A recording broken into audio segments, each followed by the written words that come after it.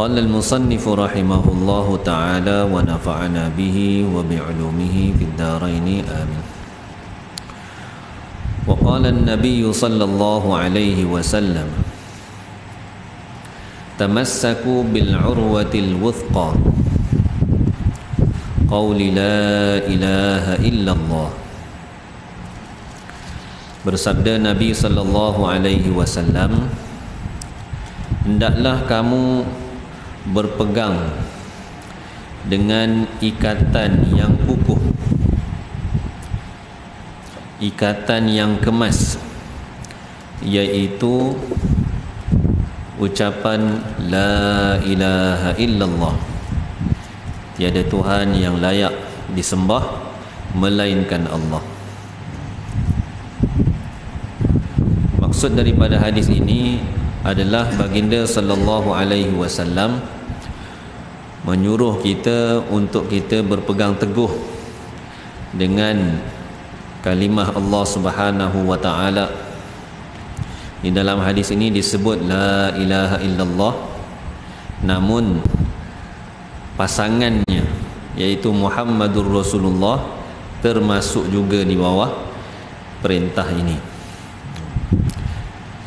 Kerana untuk seseorang itu berjaya, maka kena ada dua perkara.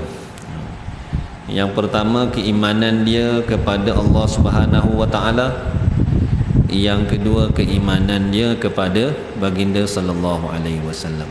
Itu yang asas. La ilaha illallah, maksud berpegang dengan la ilaha illallah ialah apa yang terkandung di dalam kalimah ini. Di dalam kalimah ini menuntut kita untuk mengesakan Allah, tidak mensyirikkan Allah. Tidak ada ilah, yakni sesuatu yang layak disembah melainkan Allah. Yakni hanya Allah Subhanahu wa taala sahaja yang layak disembah. Bahkan di bawah kalimah ini juga termasuklah segala perkara, apa-apa sahaja yang berlaku di atas muka bumi ini, semuanya datang daripada Allah Subhanahu wa taala. Dan itulah i'tiqad orang-orang yang beriman kepada Allah Subhanahu wa taala. Segala yang berlaku datangnya daripada Allah, sama ada yang baik maupun yang buruk, semuanya daripada Allah. Dan bersama dengan itu, kita beriman dengan baginda sallallahu alaihi wasallam dengan meyakini bahawa apa sahaja yang dibawa oleh baginda sallallahu alaihi wasallam itu adalah sumber untuk kebahagiaan, kejayaan kita. Dan itulah agama yang sempurna.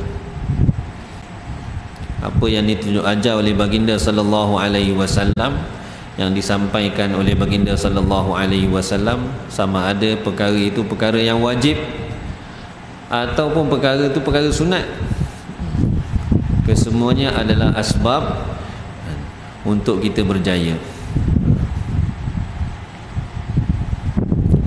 Dan itulah yang dipegang oleh para sahabat radhiyallahu taala anhum.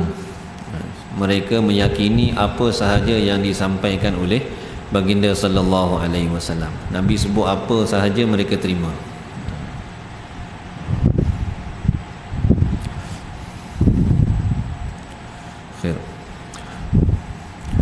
Maka kita juga dalam kita menjalani kehidupan kita, maka kita kena sentiasa periksa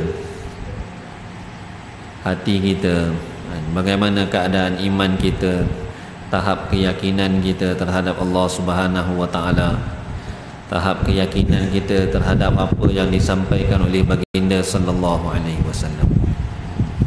Mudah-mudahan Allah Subhanahu wa taala mengurniakan kepada kita hakikat keimanan yang sempurna pada Allah dan keimanan yang sempurna kepada baginda sallallahu alaihi wasallam.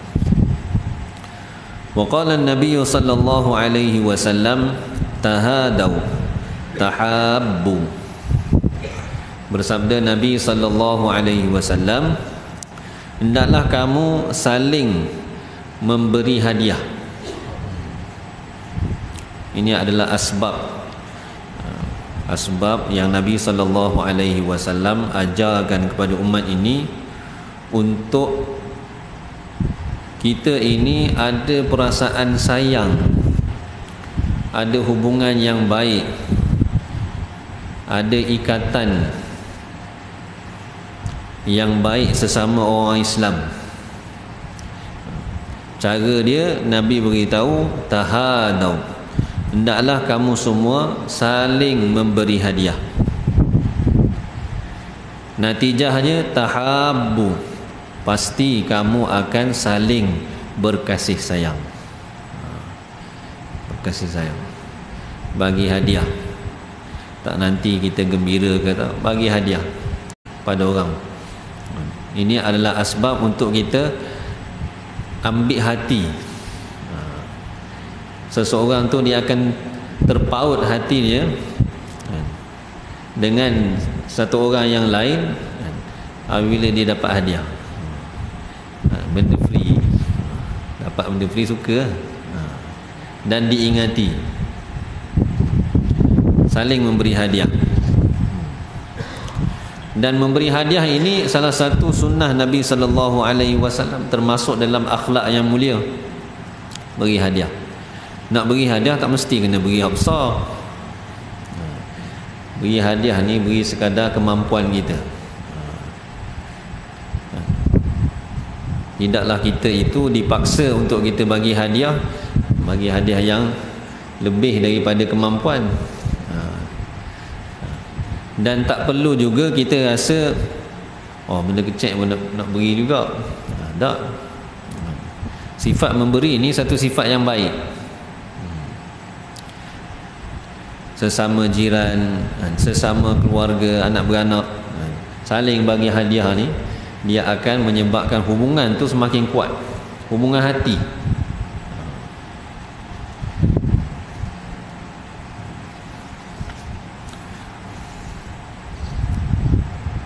Cuma dalam masalah memberi hadiah ini, ulama menyebut hukum memberi hadiah tu hukum dia sunat. Kita beri hadiah ke orang, tapi untuk menerima hadiah maka dia ada keadaan. Kadang-kadang hadiah itu menyebabkan seseorang itu terhutang budi. Terhutang budi. Kalaulah sesuatu hadiah itu boleh membawa kepada terhutang budi, maka kata ulama yang lebih baik ialah tak terima. Maksudnya kita tolak dengan cara baiklah. Sebab terhutang budi ni dia berat sikit. Dia berat. Tapi memberi hadiah tu hukum dia sunat. Kita nak beri hadiah ke orang, ikutlah kita nak beri hadiah apa pun, hukum dia sunat. Kalau besar dia punya terhutang budi itu, kata ulama aulanya tak diterima.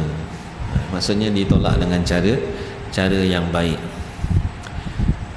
Dan satu sunnah juga, apabila kita diberi hadiah, kita balas balik hadiah tu. Dipanggil mukafaah dalam bahasa Arab. Bila orang beri hadiah pada kita, kita balas sama ada yang sama ataupun yang lebih baik lagi. Kalau biasanya orang-orang alim, kadang-kadang kita pergi ziarah dia, kita bawa hadiah, kita beri hadiah dia murah je, tapi dia balas kita tu mahal. Sifat. Contohnya kita beri minyak wangi botol cek je, dibalas pada kita botol besar. Sifat membalas hadiah itu pun satu sunnah. Dan niat kita bagi hadiah ini adalah untuk kita mengamalkan sunnah Nabi sallallahu alaihi wasallam. Bukan kita nak tarik perhatian ataupun untuk kita dapatkan sesuatu faedah. Tak.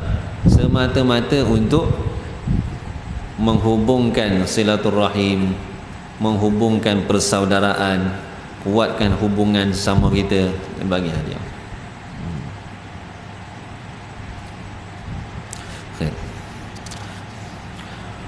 وقال النبي صلى الله عليه وسلم ثلاث من كن فيه وجد حلاوة الإيمان أن يكون الله ورسوله أحب إليه مما سواه وأن يحب المرء لا يحبه إلا لله وأن يكره أن يعود في الكفر بعد إذ أنقذه الله منه كما يكره أن يلقى في النار.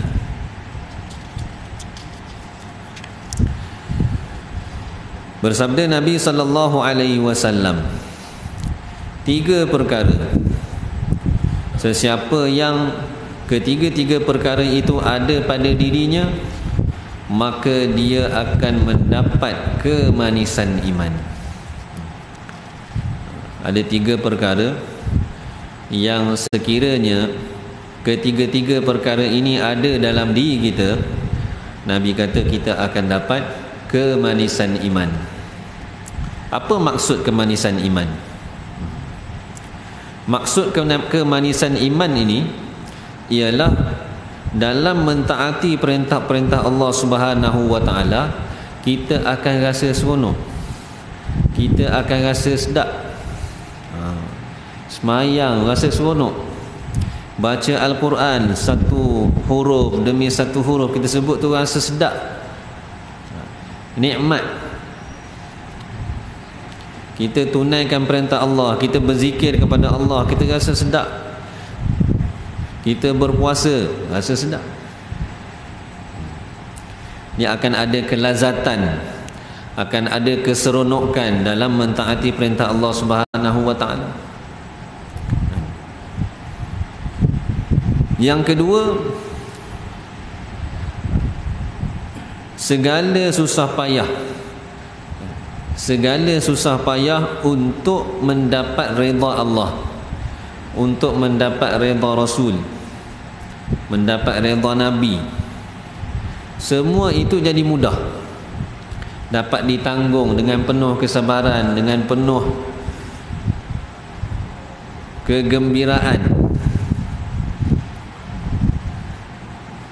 Bila satu orang tu mendapat kemanisan iman, dia akan ada satu kekuatan untuk tanggung segala susah payah demi mendapat redha Allah Subhanahu wa taala.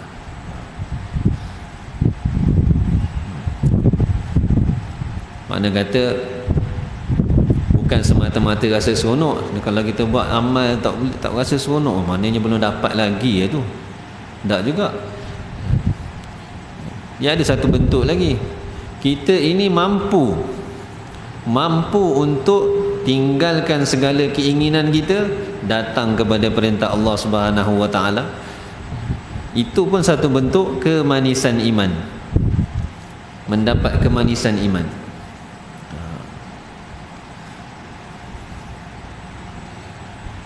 Dan yang ketiga, antara tanda seseorang itu mendapat kemanisan iman ialah dia dapat utamakan apa yang dikehendaki oleh Allah, apa yang dikehendaki oleh Rasul berbanding dengan benda-benda dunia ni.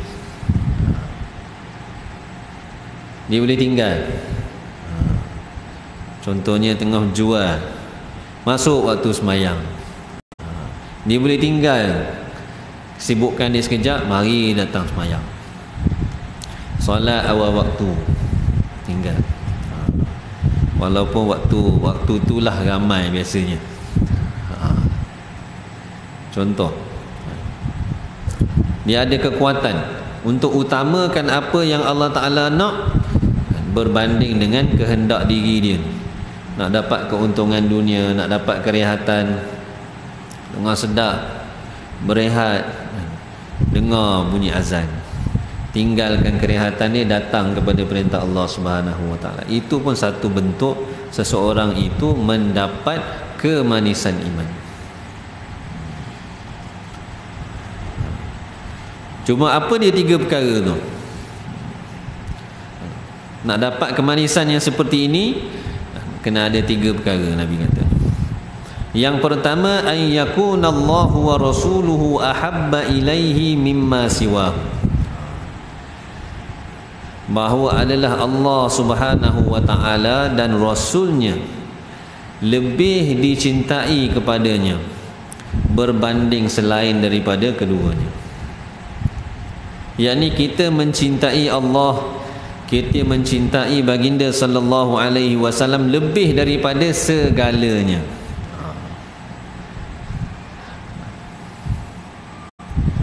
Orang yang cinta Allah, cinta Nabi ni boleh taat perintah Allah, disayang,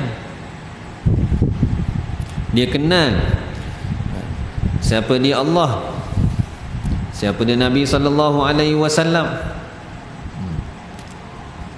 Dan memang tuntutan untuk setiap orang beriman ini, dia kena cinta pada Allah Subhanahu wa taala, cinta kepada baginda sallallahu alaihi wasallam lebih daripada segalanya.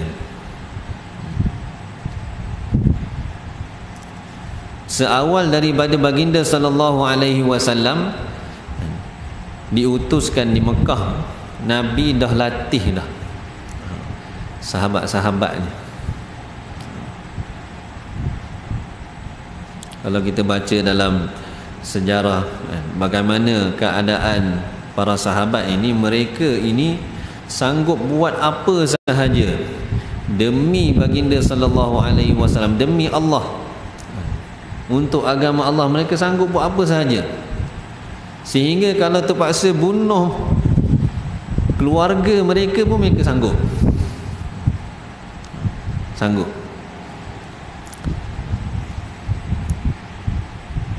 Satu ketika Sayyidina Abdul Rahman bin Abu Bakar radhiyallahu taala anhumah, dia cerita, kata dia pada waktu peperangan Uhud, pada waktu tu dia belum masuk Islam. Ayah dia masuk Islam dah, Sayyidina Abu Bakar masuk Islam awal lagi. Abdul Rahman ni tak masuk Islam lagi. Jadi pada waktu peperangan Uhud, dia cerita, dia kata pada waktu itu saya nampak ayah, tapi saya lari. Maksudnya tak mau bertempur dengan ayah sendiri. Ayah di Islam, ayah dia di pihak orang Islam, dia ni di pihak orang kafir.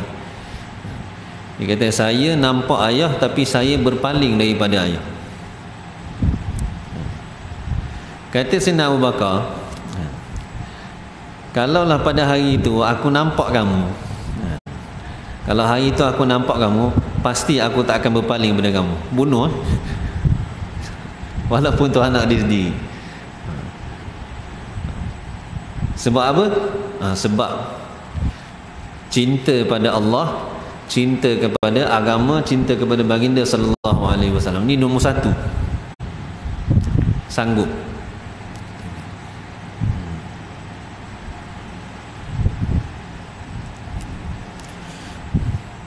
Anak kepada ketua orang-orang munafik, ketua orang munafik ni nama dia Abdullah bin Ubay. Ini ketua orang munafik zaman Nabi sallallahu alaihi wasallam. Dia ni macam-macam buat pada Nabi sallallahu alaihi wasallam, macam-macam. Tapi Nabi sallallahu alaihi wasallam tak pernah hukum dia. Walaupun Nabi tahu dia ni munafik. Munafik zaman Nabi ni, kita panggil munafik, sebenarnya dia kafir. Dia berpura-pura saja. Zahirnya nampak macam bersama dengan orang beriman, orang Islam, tapi sebenarnya dalam hati dia tak.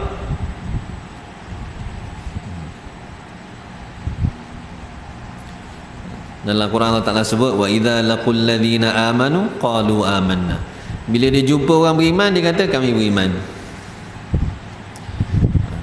Tapi bila jumpa dengan ketua-ketua dia, wa idza khalau ila syayatinihim qalu inna ma'akum.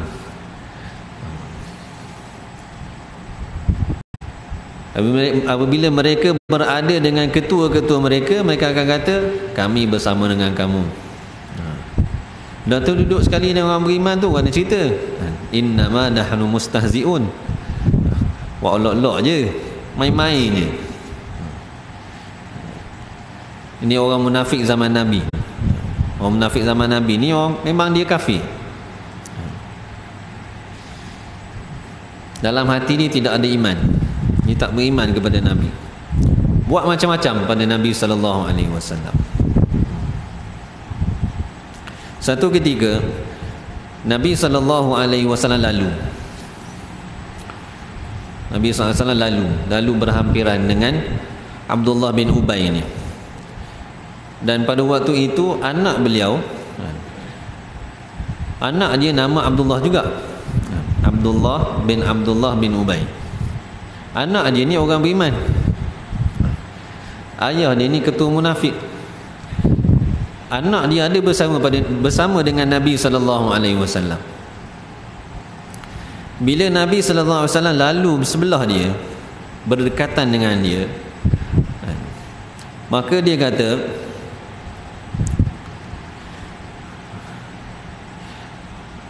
Ibnu Abi Kabsyah. Ibnu Abi Kabsyah ni telah menyebabkan kita ni kena debu. Ibnu Abi Kabsyah ni pada zaman itu masyhur. Dia ini adalah satu orang yang meninggalkan berhala, tak sembah berhala, tak ikut orang lain. Orang lain sembah berhala, dia tak sembah berhala. Tapi sebenarnya kata-kata Ibnu Abi Kabsyah ini ditujukan kepada Nabi. Sebab Nabi ni orang yang meninggalkan sembah berhala, ajak manusia menyembah Allah Subhanahu wa taala. Bawa orang-orang Mekah ni keluar daripada menyembah berhala supaya menyembah kepada Allah Subhanahu wa taala. Jadi seolah-olahnya dia kata Muhammad lalu kau ni menyebabkan kita ni kena debu. Padang pasir kan, bila jalan tu naik habis debu. Maka anak dia dengar kata-kata ayah dia ni, Sayyidina Abdullah bin Ubay ni, minta pada Nabi sallallahu alaihi wasallam, wahai Rasulullah, kalau tuan nak, saya bawa mari kepala dia mari sini. Kalau tuan nak, ada beberapa riwayat. Satu riwayat kata dia minta izin pada Nabi SAW, wahai Rasulullah, boleh tak izinkan saya untuk saya penggal kepala ni, bawa mari kepala ni. Walaupun tu ayah dia, tapi sebab sayang kepada Nabi ni, tak boleh dengar orang kata ke Nabi begitu. Maka dia sanggup buat apa sahaja supaya Nabi sallallahu alaihi wasallam ini tidak disakiti.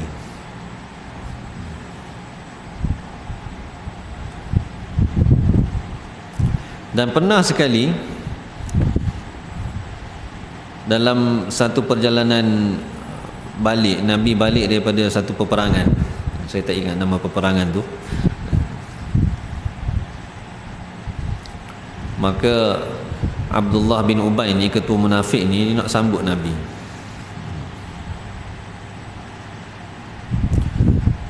Bila dia nak sambut Nabi, anak dia kata, aku tak akan benarkan kamu untuk sambut Nabi ni selagi kamu tak mengaku Muhammad lah yang mulia, kamu hina.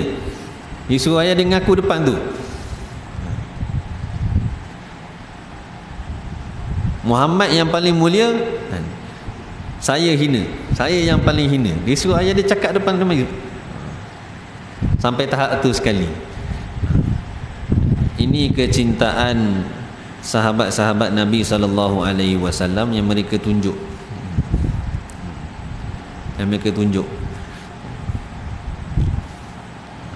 Jadi orang yang macam ni, yang ada sifat ni, maka dia boleh dapat kemanisan iman. Allah dan Rasulnya adalah yang paling dicintai daripada selain. Sifat yang pertama. Sifat yang kedua, wa an yuhibbal mar'a la yuhibbuhu illa lillahi. Bahawa dia tidak mencintai, menyayangi seseorang, bahawa dia menyayangi seseorang hanya semata-mata kerana Allah Subhanahu wa taala. Kita sayang pada satu orang tu, kita suka, kita buat hubungan baik dengan dia, tidak ada tujuan lain. Bukan kita berbaik dengan dia tujuannya supaya dunia kita jadi mudah. Tak. Tujuan dia semata-mata untuk dapat redha Allah.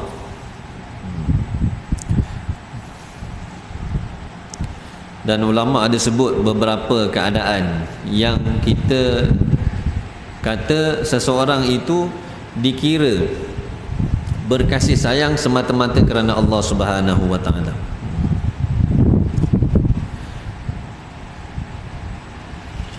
Ada keadaan seseorang itu dia berbaik. Dia berbaik dengan satu orang itu kerana orang itu cinta pada Allah, orang itu taat kepada Allah Subhanahu wa taala, maka dia suka kawan dengan orang itu.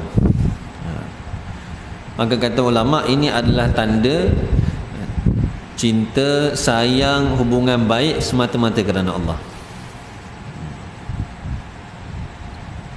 Ada keadaan lagi, satu orang itu dia suka pada satu orang yang lain, dia berbaik dengan dia, bersahabat dengan dia, sebab orang itu boleh bantu dia untuk tingkatkan agama dalam diri dia, boleh bantu dia untuk tambah taat kepada Allah. Maka sebab tu dia bersaing dengan orang tu, dia berkawan dengan orang tu. Ini pun ulama kata ini tanda hubungan yang baik semata-mata kerana Allah.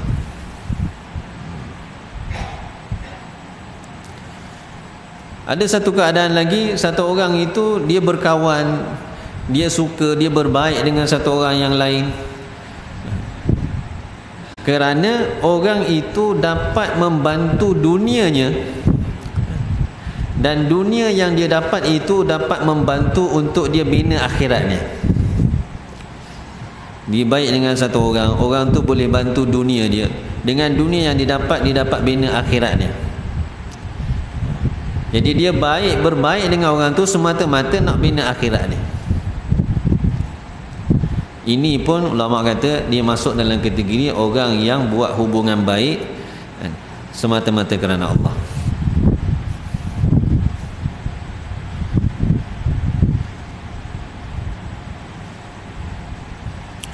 Kalau satu orang tu dia berkawan dengan satu orang, dia berbaik dengan satu orang,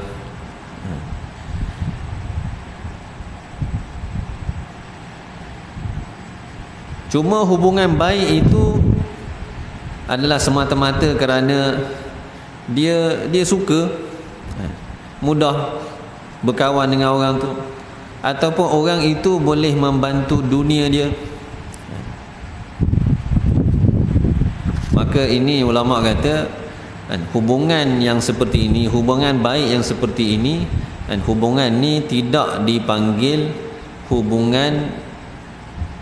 al-mahabbatu fillah, hubungan baik, hubungan kasih sayang yang kerana Allah Subhanahu wa taala. Dia tak masuk. Tapi ini tidaklah tercela. Yang tercelanya bila kita berkawan dengan satu orang, kita buat hubungan baik dengan satu orang, sebab dia boleh tolong kita untuk buat maksiat.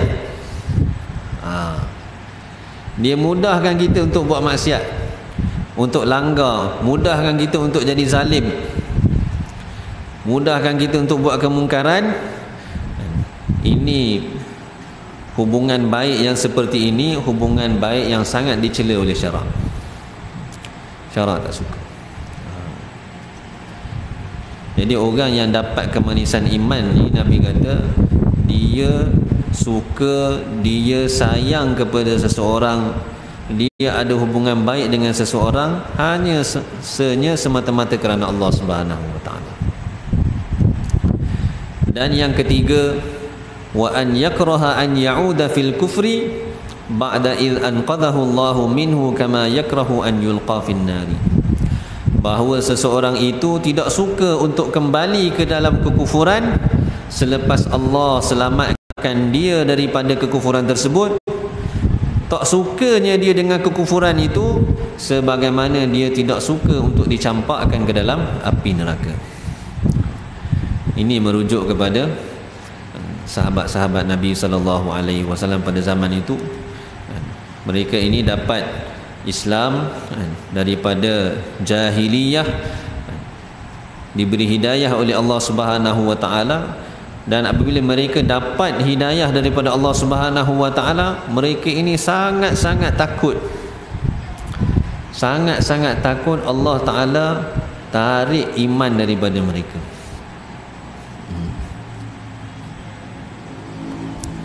Satu kisah berkenaan dengan 3 orang sahabat Nabi yang mereka ini tidak ikut serta dalam satu peperangan. Dan apabila baginda sallallahu alaihi wasallam balik daripada peperangan itu, ketiga mereka ini datang berjumpa dengan Nabi. Bila ditanya, mereka kata kami tak ada apa-apa alasan tak ikut serta. Maka Nabi suruh mereka balik, tunggu apa keputusan Allah. Keputusan Allahnya ialah mereka ini di pulau, tidak ada siapa pun yang dibenarkan bercakap dengan mereka. Dibenarkan bercakap.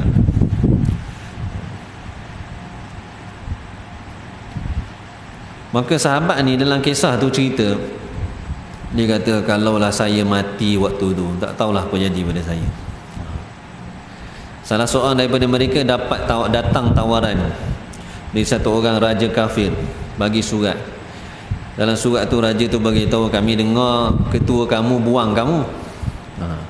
Marilah bersama-sama dengan kami akan layan kamu dengan baik. Sahabat ni dapat tawaran seperti ini, dia bukan suka.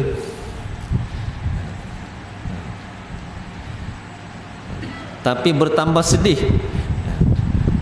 Dalam orang-orang Islam semua pulaukan dia, tak mau bercakap dengan dia. Nabi pun tak paling ke dia. Tiba-tiba mari pula tawaran ni supaya ikut pula orang kafir. Maka pada waktu dia kata, dia rasa keadaan ini keadaan yang paling hina yang saya dapat. Kalaulah saya mati pada waktu ini, tak tahu apa jadi pada saya. Takut mereka dengan keimanan mereka. Satu orang sahabat bila duduk di dalam majlis Nabi SAW, dengar nasihat daripada baginda, mereka rasa iman mereka meningkat, syurga rasa macam ada depan mata, rasa takut pada neraka. Kemudian bila dia balik rumah, bertemu dengan keluarga, dengan isteri, dengan anak, tiba-tiba dia sedar, hilang perasaan tu. Tadi duduk depan Nabi ni rasa seolah-olah syurga ada depan mata, nampak neraka. Tapi bila balik rumah hilang semua tu. Dia keluar rumah tu isytihar, Hanzalah telah jadi munafik. Takutnya. Jadi 3 sifat ini sekiranya ada dalam diri kita, maka Nabi SAW kata kita akan mendapat kemanisan iman. Kemanisan iman ni benda yang besar. Nak dapat cinta Allah, cinta Rasul, bukan boleh sebut dengan mulut je. tak boleh sebut dengan mulut. Saya cakap sekadar bercakap. Nak kata kita ni cinta pada Allah, boleh kata saya cinta pada Allah, mulut boleh. Tapi nak masuk yang dalam hati ni, memang sayang sungguh, sanggup korbankan segalanya untuk Allah dan Rasul. Yang ni perlu kepada pengorbanan seperti yang dibuat oleh para sahabat. Mereka berdepan dengan keadaan yang bermacam-macam. Dalam peperangan, macam mana mereka bela Nabi SAW.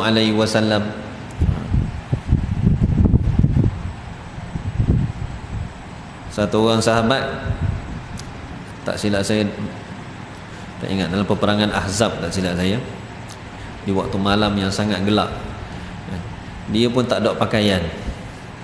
Ada satu helai kain je yang boleh tutup bahagian bawah badan. Di padang pasir yang sangat sejuk, punya sejuk tu, tak ada alat, tak ada kain nak tutup badan ni. Buat lubang, duduk dalam lubang, duduk supaya hilang kesejukan. Tiba-tiba Nabi panggil, pergi intip orang, kumpulan orang kafir, dalam keadaan tak ada apa-apa. Dia tak cakap banyak dah, ya Rasulullah, saya sejuk ni, ada pakaian ni, tak ada pakaian, terus buat. Di tahap keimanan mereka bila berdepan dengan situasi itu. Kita dah dalam keadaan hari ini, dalam keadaan Masya Allah, dalam keadaan yang mudah. Untuk dapat tu kena lagi mujahadah, mujahadah perasaan.